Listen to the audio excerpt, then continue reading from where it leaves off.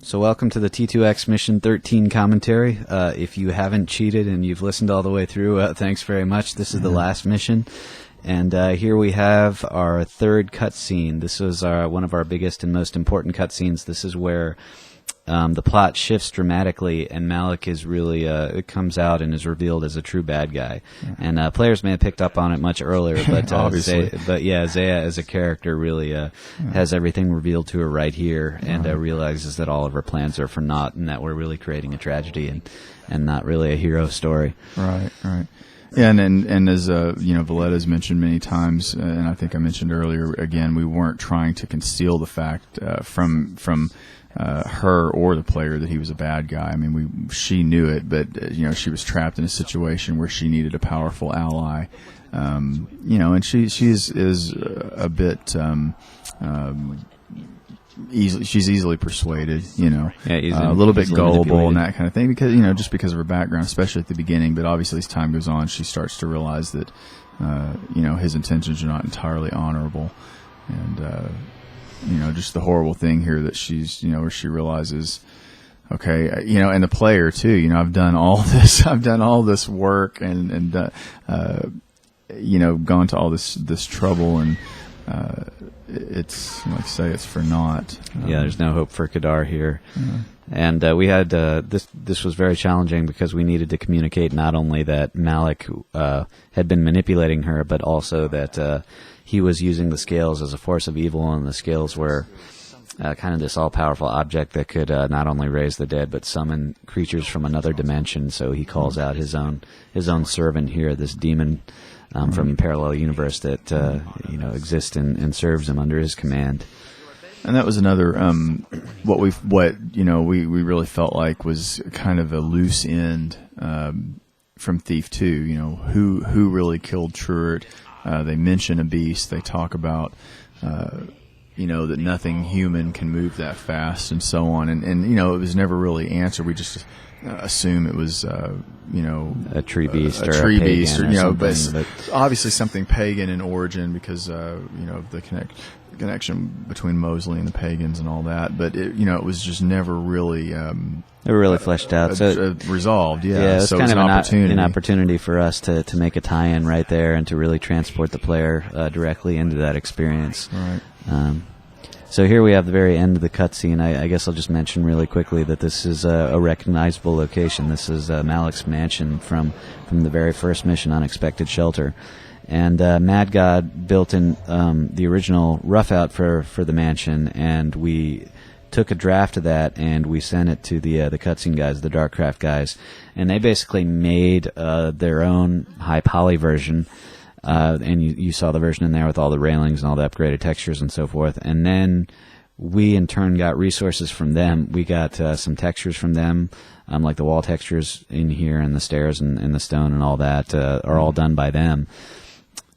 So we, in turn, reapplied their high poly version art here, and then we made some versions of their railing and so forth to add in here. So it was very much a back-and-forth process to get to get the mansion in the mission space and the mansion in the cutscene space to resemble one another, but they actually ended up being very close because of that.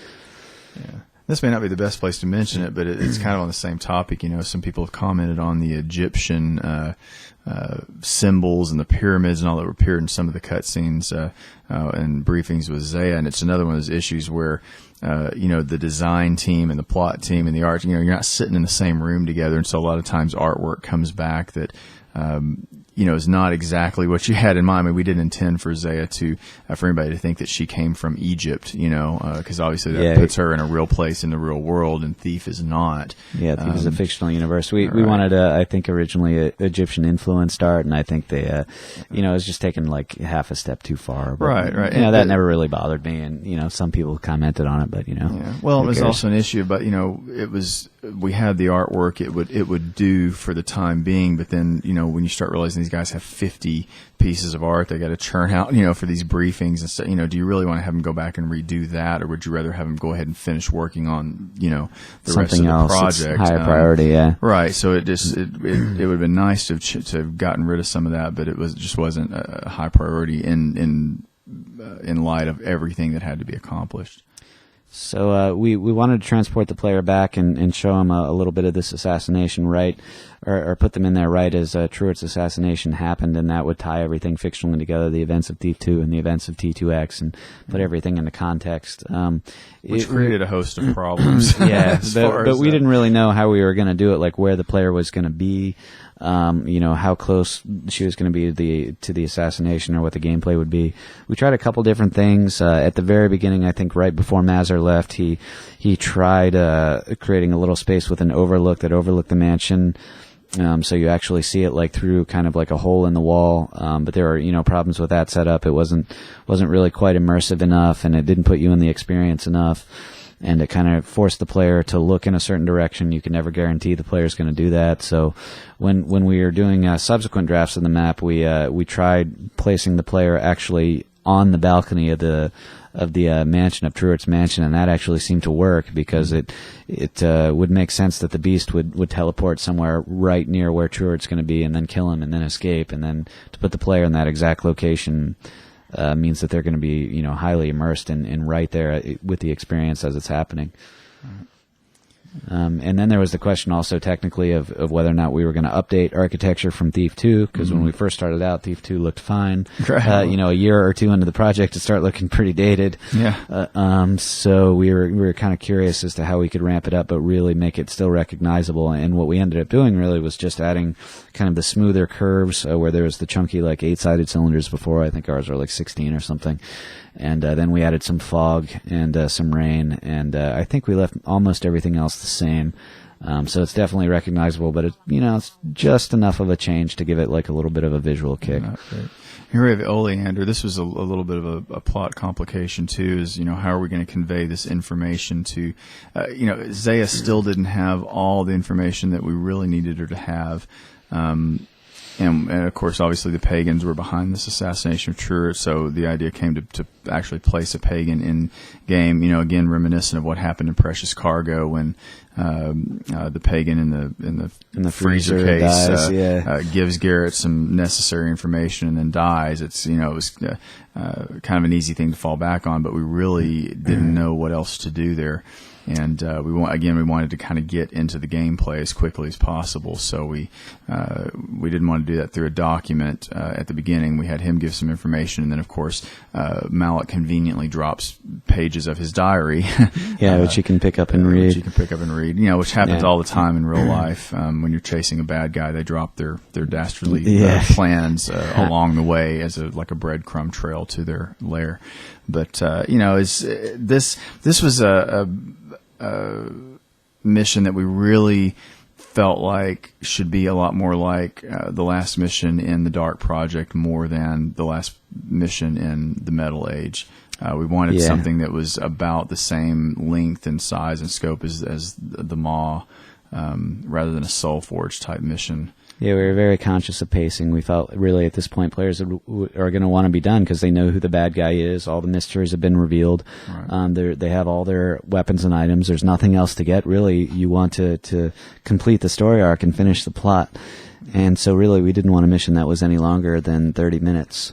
We wanted to keep this very action-oriented, not puzzle-oriented, not a key hunt. Right. But just kind of an interesting way to move through space and deal with some new AIs. This is our one pagan mission where we have Rat Beast from Thief 1 that we brought back for this mission, because in Thief 2 they were 8 beasts for some reason.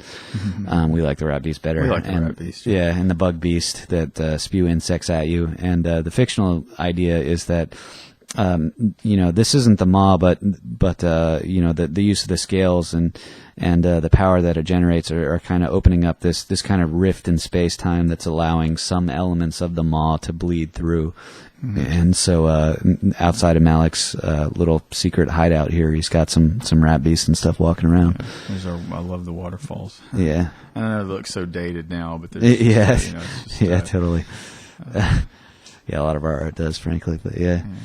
But this far in the future, this far down the road. Yeah, but anyway, the glade that you saw out there was originally, the first draft of that was originally built by Avalon.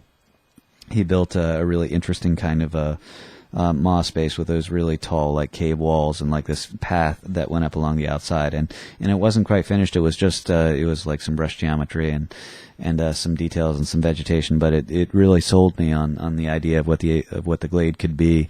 And so this is another mission that I developed later on, that I took over later on, developed with him, and it kind of used that base geometry that he built and developed a more final look for it. And one of the most important things, I think, was atmosphere here. So, before even putting in any detail or finalizing the path, I played with fog and lighting and, some of the creatures moving around through the space to see how it would all play out.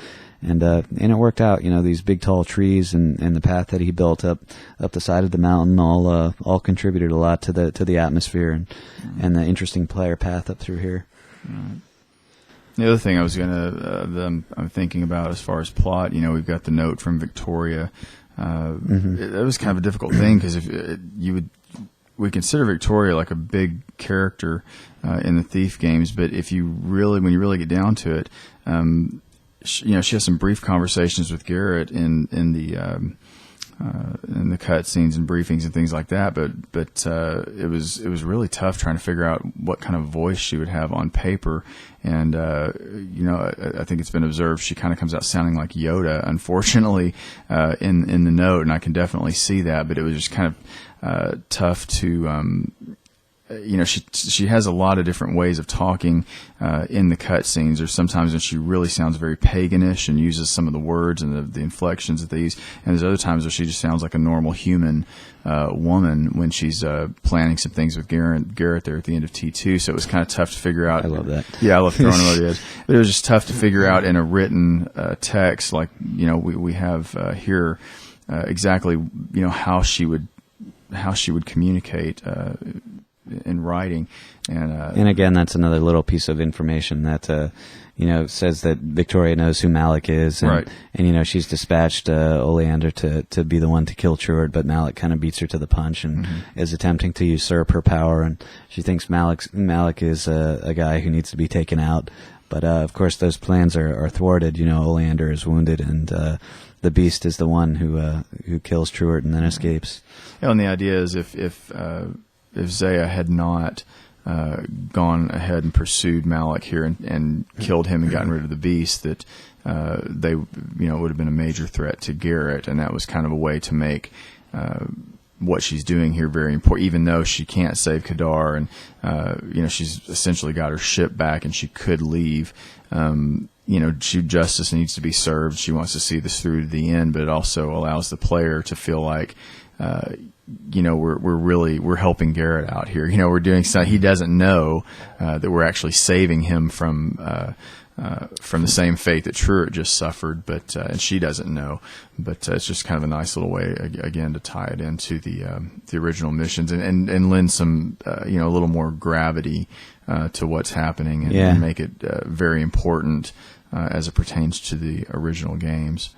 Mm-hmm. So got a cozy little bedroom here with again more of his. It's one of those movie cliches that they talk about. That if you're a bad guy and you really want to rule the world, don't ever write your evil plan out in a book because someone will find. Don't ever put it on a computer. But here again, you got to convey the information to the player in a way that's immersive, that doesn't pull them out of the. The environment and out of the fantasy, and the readables are just really the best way to do that in the Thief universe. And they're pretty sparse here. For pacing, we wanted to keep a bare minimum of readables here. I think there's probably half a dozen in the whole map or so, and we just wanted to keep things moving. This area was a little bit bigger to begin with, wasn't it? Didn't we kind of pare this back, or a little bit, but not very much really. This was always about the same size. I was kind of wondering how much abstraction we could get away with, because Into the Maw of Chaos at the end of Thief 1 was very abstract, and we wondered if Malik's hideout would be more realistic or more kind of pagany, and maybe this is a little too abstract, this little tunnel down into here. But this was an isolated area. This is the climax room. This is a big underground room, kind of like what you see in A Trail of Blood, obviously very pagan themed with trees and caves and so forth. And the idea here was basically just to create a scenario that was very challenging, but could be won in a number of ways, and give the player a lot of opportunities to use their tools, and that was really difficult to do. And this is another opportunity. We haven't really had Malik as a character in the gameplay yet. He's always been in cutscenes, and so we kind of get to see him here and interact a little bit in combat. And Chris Snyder, that did the voice for Malik, got an opportunity to kind of do some typical thief barks, come out and I know you're hiding there, and these kind of things, which again, for him being unfamiliar with the Thief universe, he had no clue why he was saying these things, because it seems ridiculous, but we had to have it, and he really came through and did a good job. Yeah, and some nice crazy idle barks too. Yeah, but just gameplay wise, we wanted to give him a number of powers, and instead of fireballs, so we had him summon fire elementals. Which is pretty scary because they can get out of hand real fast. And we gave him like a little heal spell where he can heal himself. He's completely vulnerable to all normal weapons. We gave him a bunch of hit points, but he doesn't have any kind of special charms or protection other than the heal spell. Yeah. And then so the scales are there, and Oleander explains. He's chasing me all around. Oleander explains that the scales are what allow Malik to control the beast, and so when you steal them, the beast turns hostile and is able to take out Malik, and that's how we make this mission ghostable, without forcing the player to do any damage directly. Right. And the tree beast is obviously based on the tree beast. The beast is based on the tree beast model, which was really underused, I think. In it was this big lumbering form, and just walks around, and there you go. Like when they fight each other, there's no way Malik can win. Like, we wanted to make a big dramatic death. Originally, he just, fell to the floor in a death animation, but there we spew blood out of him and have him spin around and blow up, It was kind of anticlimactic. Yeah, and now with the beast, we do kind of the same thing. When the scales are destroyed, you can either blow them up with your own explosives or throw them in the lava. And here we just do some particle effects and explosions, and he blows up, and then we're on to the final cutscene. Yeah. So hang on. And she wins.